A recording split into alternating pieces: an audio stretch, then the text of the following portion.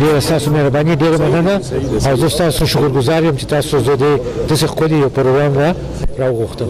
نو کومه خبره چې تاسو وکړه دا خبرې ټولې زما زړه ته نه صرف زما خو زما د مشرانو زړه ته دا کونډې رندې چې دي دا یتیمانان چې دي دا غریبانان چې دي د دیو خدمت کول چې دي دا خو زموږ یو خانداني کسب دی.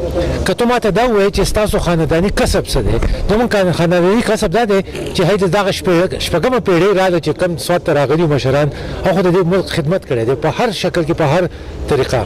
او نن زما ذاتي هم دغه میشن دی چې په سوات کې چې کوم دا خلک بې تعلیمه دی بې صحته دی چې دوی ته دغه سهولیات ورسي چې کوم دی نورو ته رسېدلی دي. نو زما په خیال که تاسو زما تقریر اورېدلی ما خو دوی ته خپل نوم هم ورکړی دي ما خو دوی ته خپل نوم هم ورکړی چې که تاسو ما په طور یو مشیر یا اډوایزر یا والنټیر په هر لیول باندې تاسو ما د ځان سره اخیسته غواړئ زه هغې ته تیار یم ځکه د دوی چې کوم میشن دی هغه میشن زما خپل ذاتي هم دی.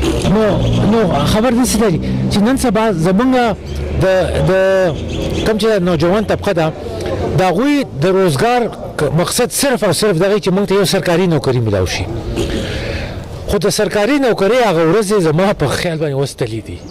پخوا به دغه و چې چا به میټریک وکړو یا اف ایس سی وکړه یا اف ای وکړه هغه ته به سرکاري نوکري میلاو شو. نن سرکاري نوکري ډېره پیچیده شوې ده. نو سلف امپلایمنټ چې ورته وایي که نه د خودکار بزنس د هغې نه بله ښه لار نشته. او هر یو شی چې دی سمندر هم د قطرو نه شروع شوی دی د څاڅکو نه شروع شوی دی. نو د یو ګاډۍ نه بني ادم نن تاسو مینګور ته لاړ شئ کوم چې د غټ دوکانونو مالکان دي تاسو د هغوی شروعات وینئ.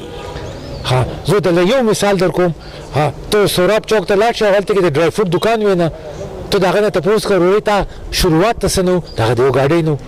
نو د دې ګاډۍ د شروعاتو نه والا بني ادم ډېر زیات حاصلولی شي او د دې نه بل د عزت روزګار بل شته دی نه. نو عوامو ته خو زما دغه میسج دی چې یو بایچاره پیدا کړو د دې سیاسي مصلحتونو نه د دې تفریقونو نه د دې پارټي بازۍ نه د دې اونچ نیچ ته موږ راوځو او به حیثیت یو سواتی قوم موږ ټول راغونډ شو او چې کوم زموږ حقوق دي او کوم زموږ حق دی چې هغه موږ د دې سوات د خلکو لپاره حاصل کړو.